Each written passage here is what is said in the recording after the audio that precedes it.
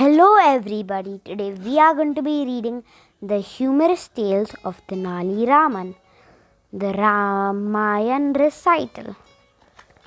There once lived a cunning woman named Kanchanmala in Vijayanagar. She was an expert in reciting the Ramayana. Every month, she challenged a scholar to a debate on the Ramayana. So far, no one had ever defeated her. The defeated scholars had to serve Kanchanmala for a month. Each day, the woman became more vain and evil. One day, a scholar from a faraway kingdom arrived in Vijayanagar.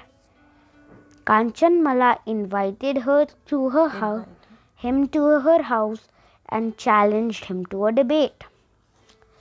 The scholar accepted the challenge.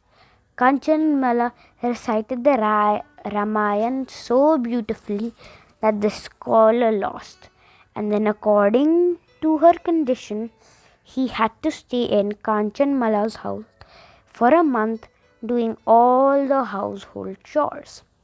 Soon, the news of Kanchanmala spread far and wide. None of the neighboring kingdoms dared to send their scholars to Vijayanagar. The people of Vijayanagar became worried. It's a disgrace to us that the scholars of other kingdoms do not want to come here, lamented the people. Finally, they took up the issue with Tenali Raman, who was the wisest among the scholars of Vijayanagar. Kanchanmala is a curse on our kingdom, sir, one of the people said. Only you can defeat her and teach her a lesson. Tenali Raman decided to challenge Kanchanmala to a Ramayana recital. He went to her house and said, I have heard that you are an expert in Ramayana recital, but I can recite it better than you. Ha ha, let us see, said Kanchanmala. Tenali Raman had one condition. He told Kanchanmala, if you lose, you will have to leave the kingdom. She agreed to it. Then Tenali Raman began his recital.